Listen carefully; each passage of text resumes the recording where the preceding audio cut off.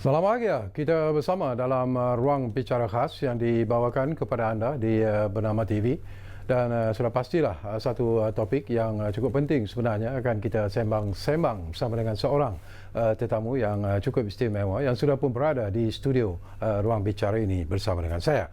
Baiklah, topik yang kita pilih hari ini, pakej prihatin, inklusif dan komprehensif.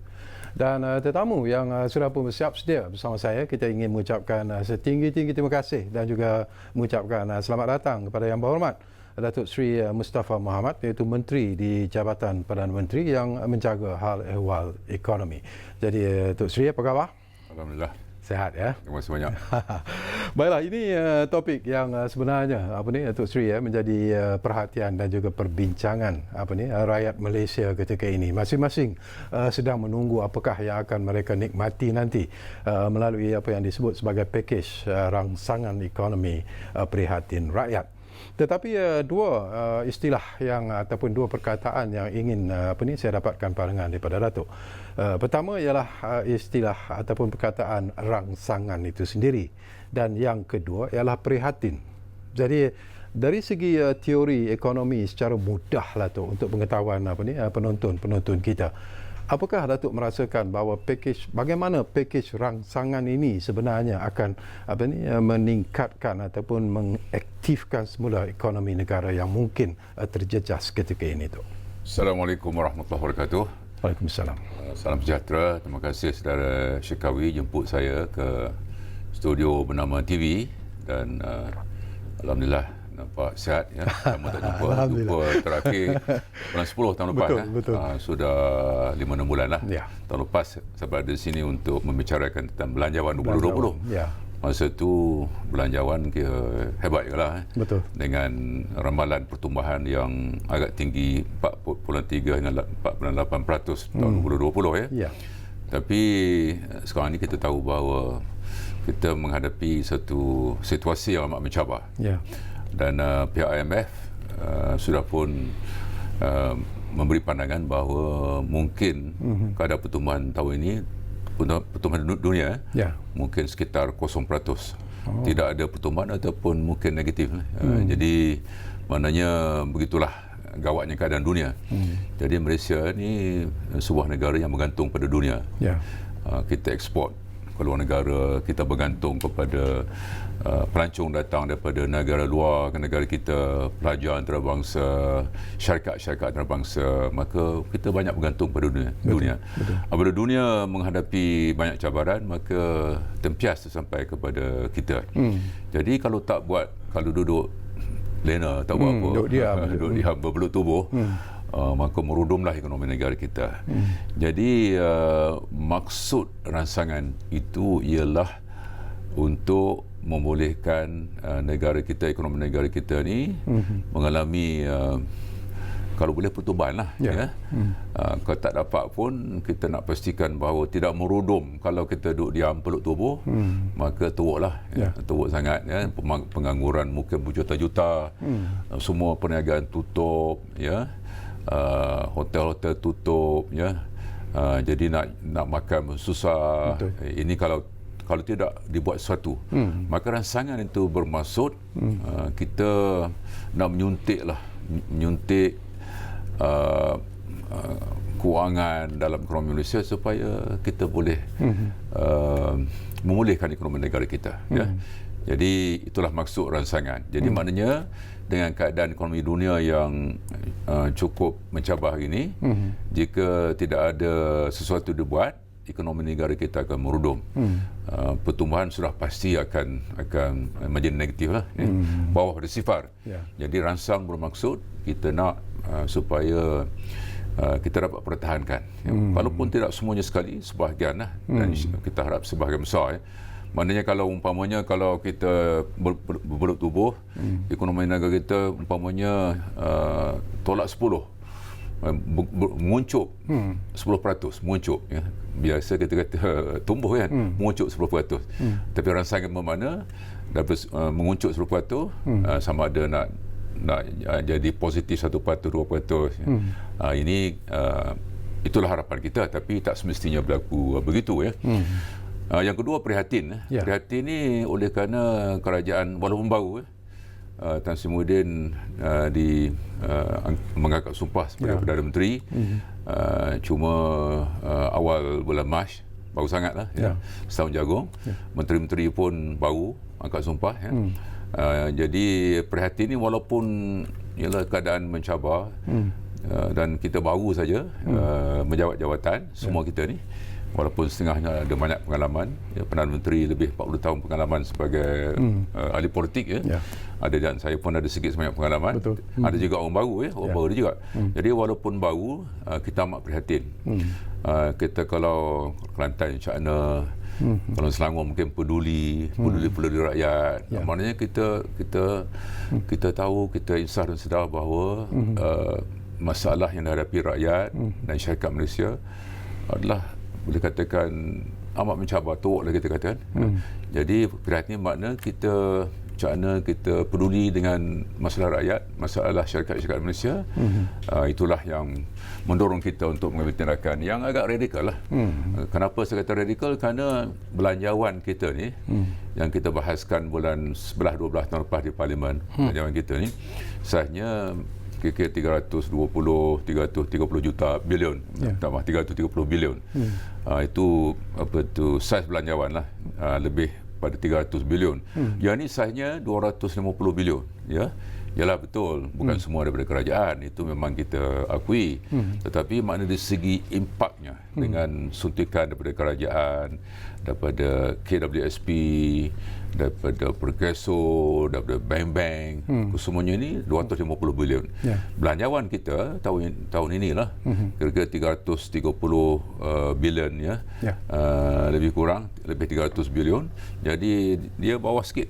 Jadi maknanya boleh dikatakan bajet jugalah ni. Bajet jugalah. 3 suku bajet biasa jadi menunjukkan keprihatinan kita. Maknanya kerajaan melalui dasar-dasarnya menyuntik dana yang cukup besar dalam ekonomi negara kita kerana kita prihatin kepada rakyat, kita peduli rakyat.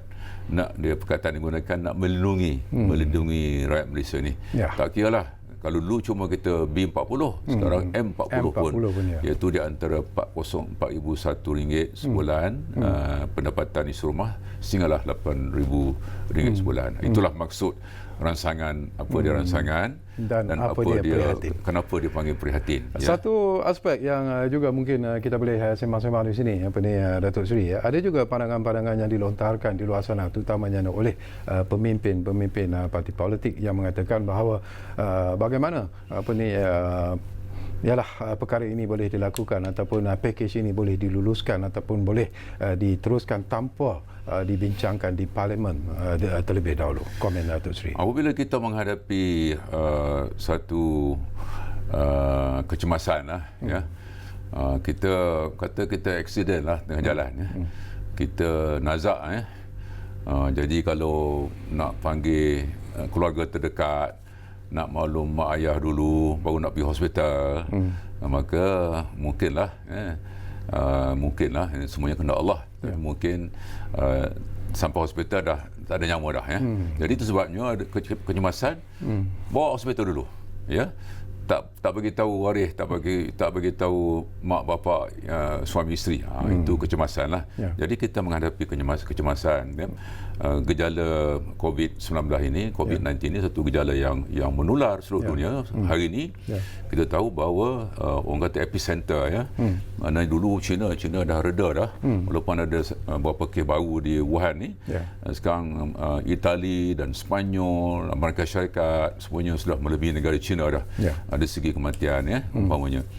Jadi Parlimen kita pergi, tapi kita pergi selepas inilah maknanya Parlimen pergi, ini perkara biasa Saya dah ahli Parlimen banyak tahun dah, sejak 91 lagi sebagai ahli Dewan Negara 95 bermula jadi ahli Parlimen, lama dah. Jadi setiap tahun ada tak kurang 2 dia panggil supplementary budget, peruntukan tambahan. Kita pergi Parlimen untuk memohon kelulusan Parlimen bagi merestui belanja yang sudah dibuat. Umpamanya tahun lepas tahun lepas, tahun 2019, kita ada 2 atas silap saya belanjawan tambahan yang kita bentangkan di Parlimen setelah belanjaan dibuat 2018. Jadi dibentang ke tahun lepas. Ini amalan biasa. Kadang-kadang setengah-setengah di luar jangka ya. Kadang-kadang kita tak tahu nak bagi bonus atau tidak ke kita tanah awam. Ya. Saya bagi contohlah tahun 2014 negara berhadapan banjir besar ya. Kalau Kelantan panggil bah kuning lah. Beberapa negeri lah terjejas khusus pantai timur dan paling teruk Kelantan ya. Saya berkebetulan ada barisan hadapan masa itu.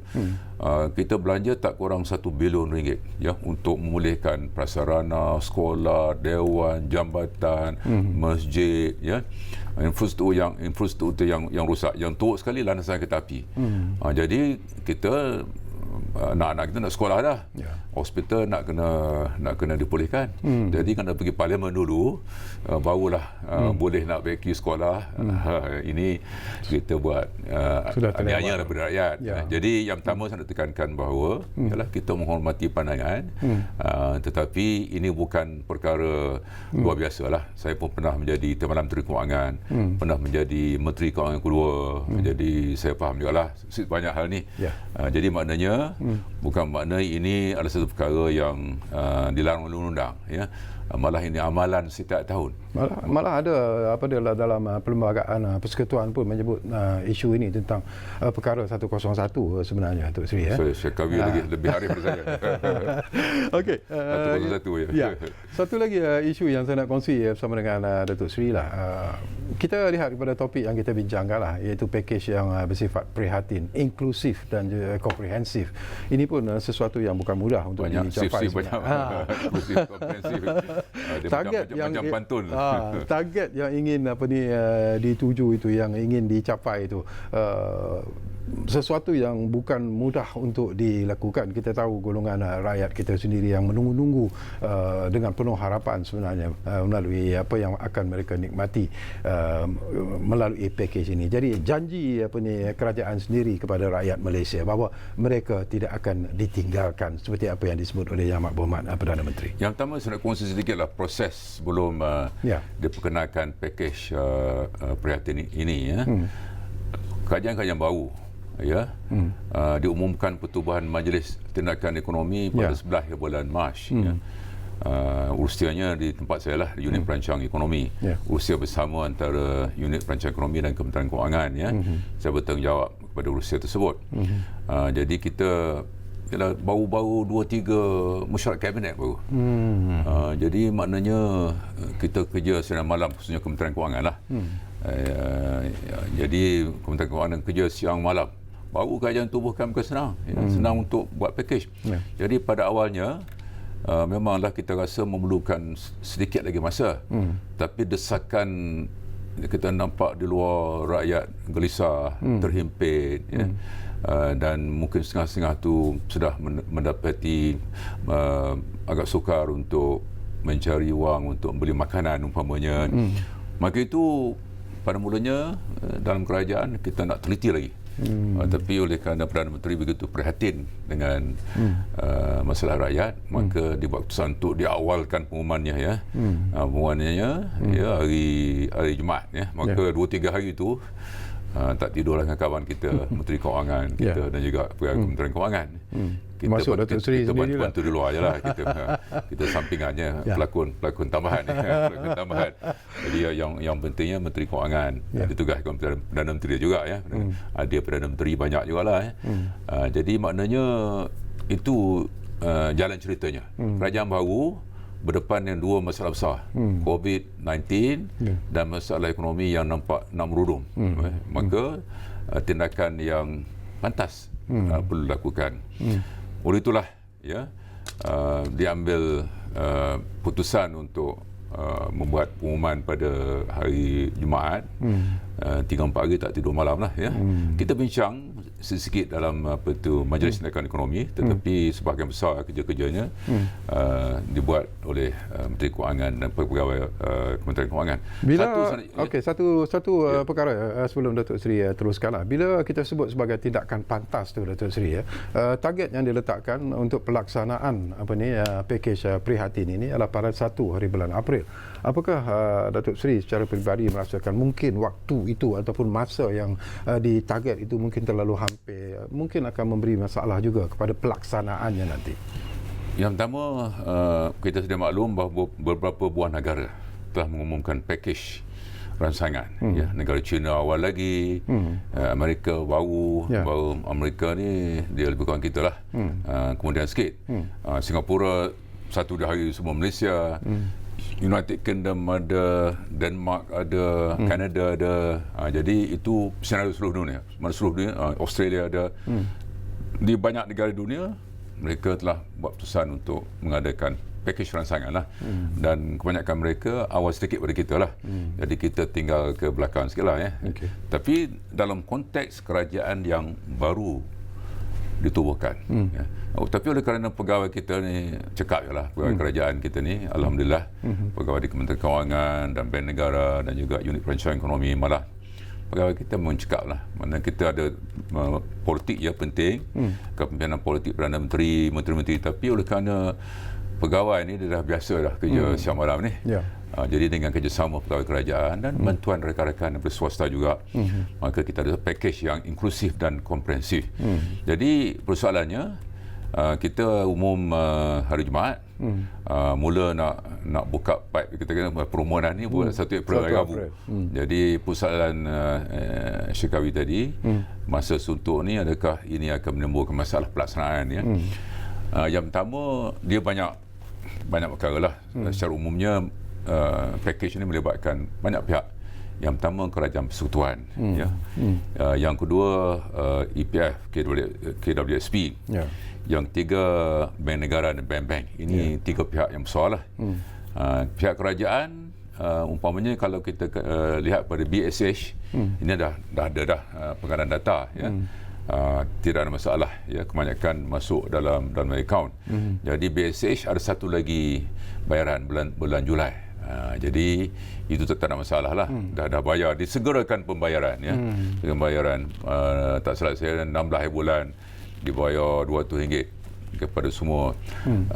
Jumlahnya kira-kira RM760 juta lah pada hari tersebut ya. Pada satu hari 16 bulan. Jadi maknanya pengalaman data dah ada ya. Kalau BSH ini dah ada pengadaan data, di LHDN lah menguruskan semuanya ni, Kementerian Kewangan juga ya.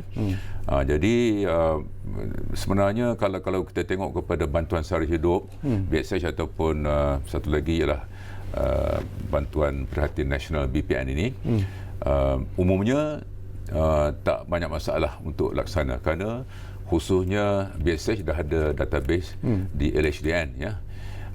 Dan BPN Prihatin pun, Prihatin ini adalah dua kategori, iaitu untuk 4,000 ke bawah dan 4,000 hingga 8,000 ya. Kalau 4,000 ke bawah dapat 1,600, kalau 4,000 hingga 8,000 dapat 1,000 tak ya. Jadi ini juga kalau 4,000 ke bawah dah ada database ada, pakai pengalaman data untuk BSH. Itu tak ada masalah. Semua nama-nama dah ada ya. Yang keduanya, kalau M40 lah, 4,000 8,000 ni, mungkin tak ada data BSH, tapi digunakan pengalaman data LHDN. Kerana mereka semua ni ada file di LHDN. Tapi tak mustahil tak tu, Datuk Seri? Mungkin ada juga golongan-golongan yang tidak ada yang mungkin sebelum ni tak dapat BSH dan sebagainya, dan mereka juga Kementerian Kewangan hari ini telah mengeluarkan baru ni. Ya. Mengeluarkan satu kenyataan segera lah hari ini dan diberi penjelasan sini. Jadi bagi yang baru, yang pertama umpamanya BSH yang tercicir, boleh apa tu reapply, kita portal LHDN ataupun Kementerian Kewangan umpamanya, dia ada e-kemaskini dia ada. Jadi bermula 1 hari bulan 4 ini untuk BPN lah, BPN dulu boleh mula untuk membuat pertanyaan lah, boleh apa tu lawat apa tu portal LHDN juga Kementerian Kewangan. Bagi mereka yang ada masalah ya.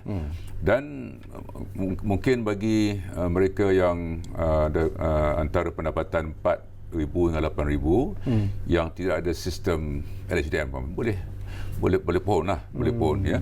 Maknanya kerajaan nak siapa yang layak hendaklah menerima bantuan yang telah pun diperuntukkan kepada mereka. Semuanya BPN 10 bilion. Bantuan prihatin ini adalah 10 bilion besar ya. Jadi ada B40 yang miskin bawah 4,000, M40 bujang, kategori bujang ada ya.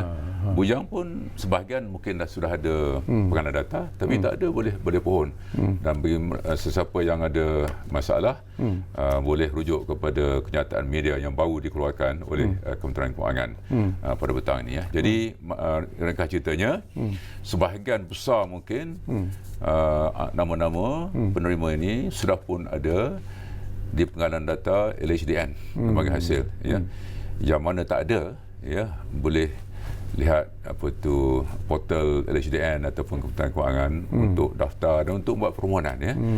Jadi kita tak mahu ada yang tertinggal ya. Okey, satu lagi isu yang juga mungkin menarik Datuk Seri ya. Satu lagi lupa tadi, yang tak ada bank account. Tak ada bank account melalui cash, melalui Bank Sempadan Nasional. Jadi maknanya kalau setengah-setengah tak ada bank account, kalau jugalah tak pernah ataupun ada account tapi kena reject umpamanya ada masalah account tersebut, maka bayaran akan dibuat melalui cash, wang tunai dengan Bank Sempadan Nasional. Kalau ikut kenyataan ini bagi penduduk pedalaman di Sabah Sarawak ya. Bagi BPN ini bayaran bersekali dengan BSH. BSH ini bulan 7 Julai ya. Jadi saya baca kenyataan lah. Jadi mungkin Kementerian Kewangan akan beri penjelasan. Ini pedalaman ya, yang kena naik bot 5-6 jam ya, pedalaman. Tapi Sabah Sarawak pun kebanyakan dah sudah ada pengangkutan yang baik, tapi masih ada lagi. Jadi mereka mungkin sedikit masalah, tapi kerajaan bagi jaminan ya, melalui pejabat-pejabat kita di Sabah Sarawak, kita akan pastikan mereka yang layak akan menerima bayaran yang mereka berhak menerimanya. Itu hak mereka. Tak ada siapa yang boleh tikaikan. Okey, satu lagi isu yang dimainkan begitu meluas di luar sana ialah tentang bila mereka mengkaji tentang pakej prihatin ini, walaupun dia bersifat inklusif dan komprehensif, tapi ada juga Datuk Seri pihak yang tidak berpuas hati. Mereka menganggap seolah-olah pakej kali ini tidak memberi perhatian yang serius kepada golongan mereka yang terlibat dalam SMEs ataupun golongan yang terlibat dengan SMEs ini, perniagaan kecil dan sederhana ini. Jadi mungkin Datuk Seri boleh beri komen tentang isu ini. Yang pertama, di akhir ucapan Yang Amat Perdana Menteri pada hari Jumaat lalu, beliau ada menyebut bahawa we're not perfect, mana kita tak sempurna ya.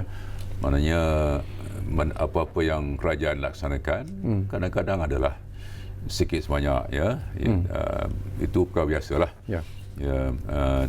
tetapi dalam pada itu bagi kita kerajaan sudah buat terbaik seperti mana dinyatakan oleh Perdana Menteri.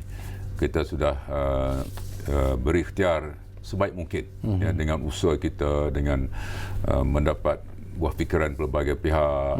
Jadi usaha dah terbaik dan memang kita tidak boleh memuaskan hati semua orang ya. Itu biasalah ya, mustahil sebuah kerajaan itu dapat memuaskan hati semua orang. Tapi kalau kita tengok pada komen-komen sosial media umpamanya yang saya bacalah, rakyat biasa ni lebih 90% selesa dan puas hati dengan bantuan kerajaan. Ini individu yang umpamanya yang pendapat rendah ya, dan maknanya satu tahap sokongan yang amat tinggi ya, hampir 1% ni ya. Ada orang kata 98%, 90%, tapi lebih daripada 90% ya. Jadi ini kajian rambang yang dibuat oleh beberapa pihak lah.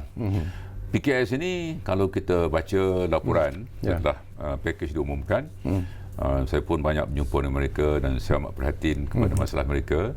Dan kita ada satu dalam Majlis Tindakan Ekonomi satu kumpulan kerja mengenai PKS yang khusus untuk PKS. Kita ada 6-7 kumpulan kerja mengenai pelancongan, peruncitan, ada mengenai pengangguran, satu mengenai PKS. Dan saya dah berjumpa beberapa pihak tertentu dan saya sedar bahawa setelah pakej diumumkan, ada beberapa kawan-kawan kita di kalangan PKS amat tidak puas hatilah, ya, umpamanya Presiden Persatuan SME, ya, mempunyai pendapat demikian. Pengusaha hotel kata tak cukup, ya. Jadi kita buat satu ni sudah pasti kita berdasarkan kepada kemampuan kita, kemampuan kewangan kita, kan.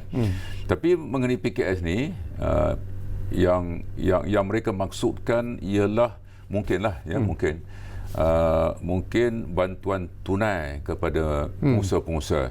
Macam mana keluarga miskin ataupun M40 diberi bantuan tunai, BSH ataupun BPN pilihan hati ni. Jadi itulah pada tanggapan saya, maknanya dalam bentuk grant pemberian secara tunai, mungkin 50,000, 100,000 saya akan pastilah. Tapi apabila saya baca komen mereka, mungkin itulah pandangan mereka. Maknanya bila mereka bercakap bahawa kurang duit bantuan, itu salah satunya lah, ya. Satu lagi, mereka berpendapat bahawa suntikan kewangan apa semua ni tidak mencukupi untuk memulihkan perniagaan. Itu pandangan mereka. Tapi saya nak jelaskan di sini, yang pertamanya dari segi moratorium bayaran pinjaman 6 bulan, ya. Pokok dan juga bunga. Maknanya 6 bulan ni tak payah bayar lah. Tak payah bayar. Maka ini akan membaiki cash flow. Maknanya kalau dulu kena bayar 5,000 sebulan, pokok 1,000 sebulan, bunga. Yang ni kalau dalam contoh tersebut 6 bulan, 6,000 sebulan, 5.1 tak payah bayar. Maknanya dikecualikan bayaran. Begitu juga kalau dulu sebelum ini income tax, ya. Sekarang ni 3 bulan dikecualikan, ya, bayaran ditangguhkan, ya. Begitu juga HRDF, sumbangan untuk tabung bagi latihan ini kena bayar, sekarang majikan dikecualikan umpamanya bayaran selama 6 bulan. Jadi ini semua akan membaiki cash flow mereka. Apabila hutang tak perlu dibayar tempoh 6 bulan, maka kalau dulu setiap bulan pening kepala untuk bayar bank, maka 6 bulan ni memberi sedikit sebanyak, ya. Satu lagi ialah beberapa tabung yang disediakan oleh bank-bank lah, bank negara, ya. Umpamanya satu tabung dia panggil tabung untuk menstruktur pinjaman, ya. Ini dulunya 2 bilion naik jadi 5, naik 3 bilion umpamanya. Satu lagi untuk menstruktur pelbagai sektor 1 bilion tambahan, ya. Untuk mikro pula, ya, mikro dulu 200 juta melalui BSN ditambah 500 juta. Jadi ini kemudahan-kemudahan lah, ya, kemudahan-kemudahan, ya. Tapi saya habiskan. Tetapi mereka menyatakan bahawa bisnes mereka ni turun. Jadi kalau bagi loan, kalau bagi loan, dia nak buat apa, ya? Siapa kalau saya pengusaha hotel lah. Saya ada hotel 3 bintang, 1 bilik, saya PKS lah. Jadi kalau pelancong kosong, ya, bagi duit pun nak buat apa? Jadi inilah pandangan mereka, dan sebenarnya sebahagian pandangan mereka itu relevan, dan itulah sebabnya pada pandangan saya kerajaan perlu terus mendengar kepada rintahan mereka, dan saya insya-Allah minggu depan akan berjumpa dengan beberapa kelompok untuk menghayatilah lebih mendalam masalah mereka, dan kita akan sampaikan perkara ini kepada Menteri Kewangan, kepada Perdana Menteri dan Bank Negara. Kita akan lihat bagaimana kita nak ubah suai, nak baiki lagi pakej yang ni. Jadi isu utamanya pelancong kosong, pelancong luar negara kosong, kapal terbang tak ada, orang Cina tak mari, orang Singapura tak boleh mari. Jadi kalau hotel 100 bilik, sekarang ni mungkin 1 orang pun tak ada. Jadi itu masalah. Jadi dia orang kata bagilah berapa pun, oleh kerana perniagaan tidak ada maka tak membantu. Jadi mungkin mereka berpendapat bahawa elok kerajaan memberi grant ke, bantuan ke, untuk membolehkan mereka bertahan dalam keadaan. Jadi kalau begitu, bagi pihak kerajaan sudah pasti kosnya besar lagi lah. Ya, sekarang ni 250 bilion. Jadi kalau kita nak, memanglah kita faham, saya mengakui kita faham, dan saya banyak jumpa mereka, dan minggu depan akan jumpa lagi. Dan insya-Allah kerajaan akan menitilah. Umpamanya retail ni yang jual runcit ni, kedai-kedai kalau Kalau biasa mungkin batu rok ke coket rok ke, itu untuk orang biasa. Kalau orang yang berada mungkin ke LCC ke ya, ataupun Alam Bandar ke IOI Mall semuanya kan. Jadi saya bercakap dengan ramai orang yang terlibat dalam perniagaan retail ni. Oleh kerana pelancong tidak ada ya, maka tak ada berniaga. Oleh kerana kita pun tak boleh keluar, ada sekatan jalan raya, maka memang merudum jualannya. Itu keadaannya. Jadi pada pandangan mereka menghadapi masalah yang cukup serius. Ya, oleh kerana permintaan, demand jatuh, menjunam ya. Itu masalah yang dihadapi hari ini ya. Mungkin syarikat besar dia mungkin ada simpanan, mungkin mereka bertahan, tapi syarikat kecil sederhana ni memanglah, dan kita telah berbincang banyak pihak lah, pihak berkenaan, dan kita akan terus membawa masalah mereka kepada perhatian Perdana Menteri dan kerajaan dan khususnya Kementerian Kewangan. Alhamdulillah. Baik, kita akan berehat dulu buat seketika, Tok Sri, tetapi kepada anda yang sedang bersama kami di ruang bicara khas Bernama TV ini, jangan ke mana-mana, kembali semula sebentar saja lagi bersama kami, ruang bicara yang kami bawakan kepada anda di Bernama TV. Kita jumpa lagi selepas ini.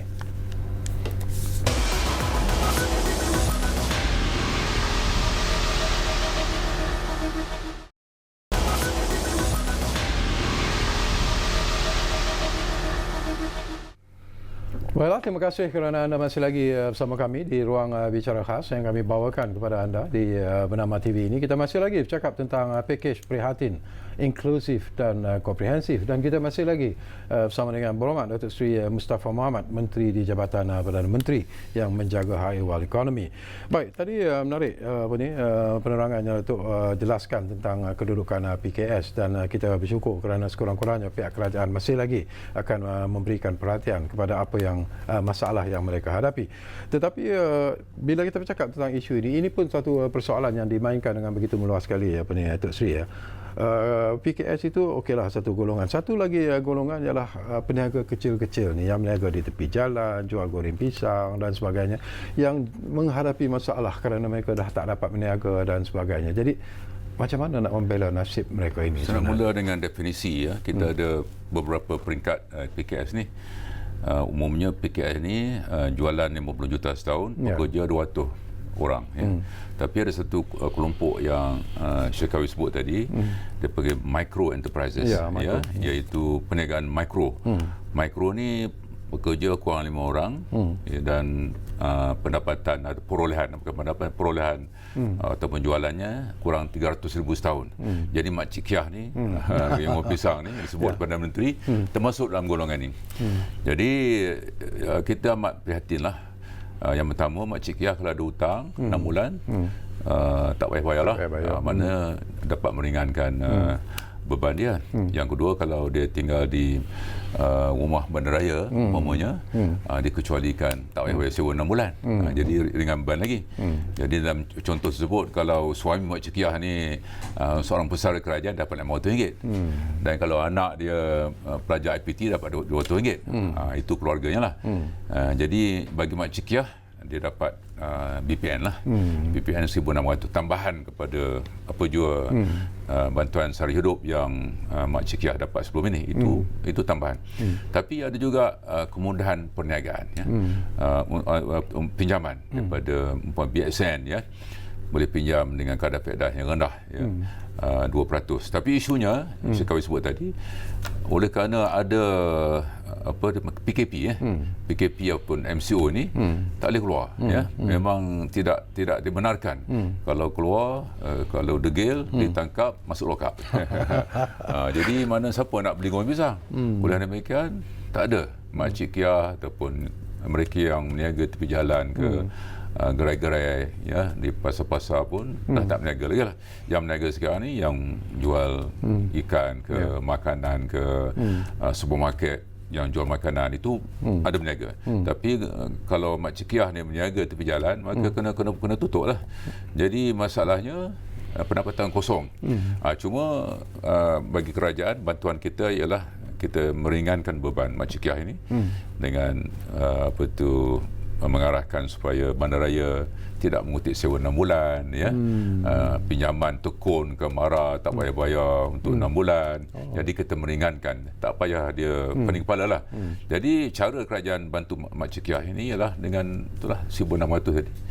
BPN tadi, ya, BSH akan dapat satu lagi bulan Julai. Jadi BPN itu membantu mak cekiah. Kalau suami mak cekiah ni pesara kerajaan dapat 500, dan kalau anak mak cekiah ini belajar di APT dapat 200. Tapi kalau anak mak cekiah ni bujang, ya, dia mungkin dapat 800, ya. Jadi maknanya itu maknanya kerajaan akan memberi wang tunai kepada mak cekiah dan keluarga. Dalam tempoh mak cekiah tak boleh jual kebun pisang untuk berjalan, ya. Jadi macam mana, banyak mana bagi pinjaman pun tak berguna kerana tak ada peniaga. Jadi kalau katakan PKP ni 1 bulan, maka sekurangnya kalau kita kata 2 bulan lah dengan sebelum dan selepas, kan, sebelum ekonomi ni pulih umpamanya, kata-kata 2 bulan. Jadi dengan dapat 1,600 itu, dengan tak payah bayar sewa, kita harap, ya, mak cekiah mampu untuk bertahan. Satu lagi, Jabatan Kebajikan Masyarakat di Malaysia ni tak kurang 400,000 yang dapat bantuan bulanan daripada kerajaan pusat. Jabatan Kebajikan Masyarakat, mereka terlantar, mereka yang miskin, ibu tunggal yang miskin, ya. Jadi mana-mana rakyat Malaysia yang ada masalah lah, tidak ada pendapatan langsung umpamanya, boleh berjumpa dengan Jabatan Kebajikan Masyarakat. Peruntukan disediakan oleh kerajaan untuk menangani, ya, kes-kes di mana individu, keluarga yang memang tidak ada kemampuan langsung untuk membeli makanan, ya. Sementara menunggu BPN BSH ni, ya, bantuan prihatin dan sara hidup ni, maka rakyat Malaysia yang ada masalah untuk membeli barang-barang makanan, beras ke apa, boleh berjumpa dengan pegawai Jabatan Kebajikan Masyarakat yang berada di seluruh negara, dan kerajaan menyediakan peruntukan untuk membantu mereka. Jadi itulah kita kata prihatin, ya. Dua perkara yang Perdana Menteri sebut, ya. Tidak ada siapa pun akan terpinggir. Yang satunya ada food on the table, jadi makanan, ya, siapa-siapa yang ada masalah untuk membeli barang-barang makanan, ialah kebanyakan mungkin okey, kita rasa, ada anak ke boleh tolong, cikgu ke siapa ke, jadi siapa-siapa anak yang bekerja dengan kerajaan khususnya, anak mereka boleh membantu. Tapi ada setengah-setengah tu mungkin tidak ada langsung sumber pendapatan, maka kerajaan ada menyediakan peruntukan melalui Jabatan Kebajikan Masyarakat untuk membantu mereka ini. Okey, kalau kita mengikut apa yang disebut oleh JP Morgan yang menganjurkan bahawa kadar jangkitan COVID-19 di Malaysia ini dikatakan akan mencapai kepada satu tahap ataupun kemuncaknya pada bulan April, sehinggalah dikatakan mungkin akan melibatkan lebih kurang 6,300 kes, begitulah. Jadi bagi tindakan bagi Majlis Tindakan Ekonomi khasnya lah, apa yang dirancangkan sekiranya situasi seperti ini benar-benar berlaku, Tok Sri? Sekarang ni kita ucap tahniahlah kepada warga Kementerian Kesihatan, doktor, jururawat, semualah warga Kementerian Kesihatan, diketuai oleh ketua pengarahnya dan semua sekali, ya. Kita berbangga dengan mereka. Mereka ni hero lah, ya, dalam keadaan sekarang ni.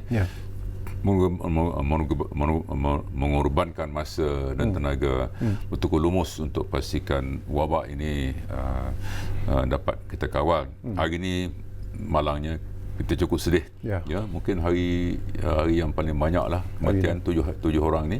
Sekarang 34, ya, yang terkini ni. Jadi itulah ramalan JP Morgan bulan 4 ini. Kita kalau ikut ramalan pihak tertentu, kita fasa ketiga lah. Jadi JP Morgan kata kemuncak bulan April lah. Sekarang ni kita masih lagi dalam PKP fasa pertama 2 minggu.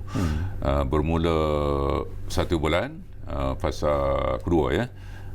Jadi kita kalau boleh, ya, kita berharap keadaan ini akan semakin reda. Maknanya kita berharap fasa kedua 2 minggu ni sampai ke situ lah. Maknanya kita mendoakan semoga dapat kita kawal, Itu harapan kita. Tapi soalan Syekawi tadi, apa kalau dia semakin teruk lagi lah. Maknanya tindakan mungkin perlu diambil untuk mengkaji semula ya PKP ni ya. Jadi yang pertama kita doakan, kita solat hajat ya. Sudah dititahkan oleh Sri Perdana Baginda Tuan Agong. Mufti kita pun sudah ya. Solat hajat pun apa tu sekarang ni kena jarak 1 meter ya. Dipaparkan oleh TV ya. Jadi semuanya luar biasa ya. Biasa kita kalau sembahyang rapatkan saf. Ini saf apa tu safnya 1 meter. Begitulah luar biasanya kita sekarang ni. Jadi kalau kita, yang pertama kita doakan semoga kita tidak ditimpa malapetaka besar, dan kita mendoakan semoga kemuncak ini kita berharap sehari 2 lagi akan sampai kemuncak, lepas itu menurun. Tapi kalaulah sekiranya soalannya kalau sekiranya keadaan ini semakin merebak, sudah pasti kerajaan terpaksa ialah memikirkan keadaan-keadaan lain lah. Kerana kalau kita tengok, saya jumpa banyak ahli perniagaan, apabila berlaku MCO atau PKP fasa pertama, mereka menganggarkan bahawa itulah 2 minggu. Jadi mereka sudah rancang lepas hari ke-15 tu boleh mula start berniaga. Jadi bila dibuat pengumuman 4-5 hari lepas bahawa perlu kita sambung, dan kita amat setuju kerana kesihatan itu nombor 1, nyawa manusia, tindakan kajian adalah tepat, maka setengah perniagaan perancangan mereka lagi sikit lah. Mereka rancang untuk 2 minggu. Macam Kiah mungkin dah bersiap sedia nak cari pisang untuk goreng pisang ni, nak cari minyak masak apa semua. Jadi bila ditambah 2 minggu lagi, sudah pasti ini akan menjadikan perancangan kita ni tersasar. Oleh itu ialah cari makan, ialah kesihatan nombor 1, nyawa, tapi yang keduanya ialah perut nasi lah kan.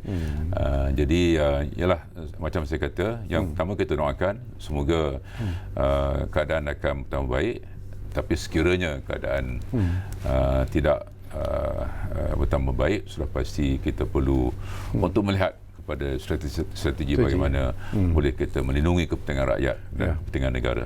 Satu lagi sektor Datuk Seri yang juga mendapat liputannya meluas ialah sektor pelancongan, dan ini termasuklah sektor penerbangan terutamanya yang merupakan industri yang paling terjejas setakat inilah. Kita lihat perdana MAS dan juga AirAsia misalnya mengalami kerugian yang begitu teruk sekali. Jadi apakah plan yang mungkin dirancang untuk menyelamatkan mereka? Apakah ada plan sebenarnya untuk cuba menyelamatkan? Yang utamanya ini merupakan fenomena global lah, global fenomena ya. Syarikat-syarikat gasi Emirates dan juga Singapore Airlines ini anggap syarikat-syarikat yang antara syarikat penerbangan paling berjaya di dunia pun terjejas ya. Jadi syarikat emas kita sudah mengalami masalah sebelum ini pun. Jadi apabila berlaku COVID ini, sudah pasti emas menghadapi cabaran lebih besar. Yang bekerja dengan emas itu masa sekitar 20,000 lah. Mungkin tak sampai, mungkin 15,000 dah katakan. Asia 10-11,000. Jadi ramai yang bekerja ni. Dua syarikat ini merupakan majikan yang besar dalam bidang penerbangan. Kita ada Malindo, ada kongsi dengan Lion Air, ini 3 syarikat penerbangan. Dan kalau tengok penerbangan pun tak banyak, pelancong tak ada, penerbangan keluar pun tak ada, maka sudah pasti ini menjejaskan. Yang penting ialah pekerjaan lah. Jadi kalau tengok kepada pakej di Singapura dan yang mereka syarikat, ya, bahagian yang agak besar pakej Singapura adalah untuk kerana SIA ni merupakan syarikat yang banyak membawa pelancong dan juga penting bagi Singapura sebagai sebuah ibu kota di rantau ini ya. Amerika pun begitu juga ya. Kita dalam pakej rangsangan tidak ada, itu pasti memerlukan tindakan berasingan lah, cara-cara untuk membantu MAS dan juga Asia. Jadi pelancongan ni satu sektor yang cukup penting ya. Bila seorang pelancong dari China datang ke Malaysia, kalau dia naik Asia umpamanya, itulah permulaan kesan kepada Malaysia. Ada juru terbangnya, ada kabin krunya, mewujudkan peluang pekerjaan. Jadi bagi setiap orang yang menaiki Asia daripada Beijing ke Malaysia ni, maka ini menjana peluang pekerjaan. Dan sampai-sampai dia cari teksi ke, cari bas ke, lepas tu pergi ke hotel, lepas tu pergi restoran, pergi Langkawi. Jadi rantaian. Jadi kalau mengikut anggaran Kementerian Pelancongan yang bekerja dalam bidang pelancongan ini, lebih 3 juta.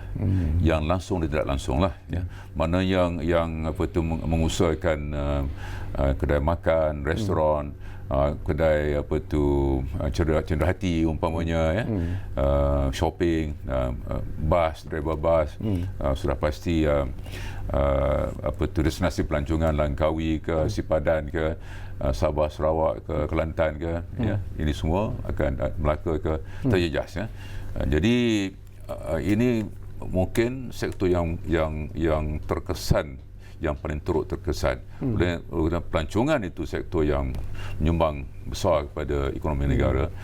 Pendapatan kira-kira 100 bilion, ya, setahun lebih kurang daripada pelancongan dalam dan luar negara ini. Maka hotel-hotel dah tutup, ya. Betul. Yang saya ada jumpa beberapa pengusaha hotel, ya. Jadi dan masa untuk memulihkan sektor ini mungkin ialah kalau PKP ini berlarutan sudah pasti akan terjejas. Jadi ini juga satu industri yang perlu kami di Majlis Tindakan Ekonomi perlu untuk kita lebat uruslah. Lalu kita jumpa mereka dan cari kaedah bagaimana boleh kita tangani isu ini. Dengan harga minyak global yang itu satu lagi masalah. Semakin jadi kita ada COVID, kita ada harga minyak dan harga komoditi lain pun, ya. Getah. Orang kampung pun saya banyak, kawasan jeli saya banyak yang potong getah lah, mengusahakan ladang kecil ni. Dan harga minyak ni, ya, kurang pada 30 ringgit, $30 satu tong. Kita semua tahu bahawa anggaran kita, bajet semasa datang sini tahun lepas, cakap bajet, puratanya $62. Itu anggaran kita, jadi lari banyak. Betul. Jadi minyak ni daripada tahun 80-an lagi lah, kita telah mendapat pendapatan yang tinggi daripada minyak, khususnya daripada Petronas lah. Jadi bila harga minyak merudum, maka hasil kerajaan juga akan menguncup. Jadi kita perlu belanja lebih untuk membantu rakyat, peduli rakyat. Pada masa satu sudut lagi, kita punya pendapatan merosot dengan ketara, khususnya daripada minyak yang harganya turun dengan mendadak. Anticipation kebimbangan juga dikatakan bahawa akan berlaku kemelesetan ekonomi pada akhir tahun ini, Tok Sri, dan juga mungkin tahun depan. Jadi apakah kerajaan kita sebenarnya sudah bersiap sedia untuk menghadapi situasi ataupun cabaran ini? Ini keadaan luar biasa. Tak pernah lagi kita berhadapan dengan keadaan di mana kita terpaksa berkurung, ada sekatan jalan raya, ya. Kalau 98, 99 kita menghadapi kemelesetan ekonomi, ya. Kadar pertumbuhan 98 minus 7.4%, ya. Merudum keadaan ekonomi. Masa itu tak ada berkurung, ya. Dan walaupun ramai juga yang kena berhenti kerja, tapi sekitar 1,000, ya, tak banyak sangatlah. Yang ni kalau kita baca anggaran oleh banyak pihak, ya, sektor hotel, sektor runcit banyak, ya. Jadi kita pun tak tahu berapa, tapi sudah pasti lebih daripada dulu. Jadi tahun ini pihak IMF sudah pun meramalkan keadaan akan mencabar.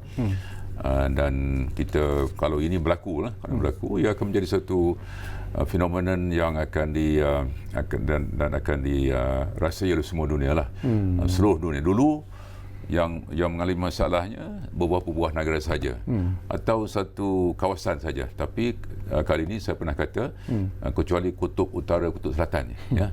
Rusia ada, Afrika pun ada, ya. Di Latin Amerika ada, negara Arab, Iran, tengok bagaimana seriusnya keadaan di Iran, ya. Jadi pada masa ini menyeluruh, jadi seluruh dunia. Jadi mungkin pada saya lah, pemimpin-pemimpin ekonomi dunia mungkin perlu berbincang dalam satu forum untuk melihat kepada bagaimana kita boleh pulihkan keadaan. Kita tahu di Amerika Syarikat bila berlaku depression tahun 30-an, langkah-langkah diambil untuk menyuntik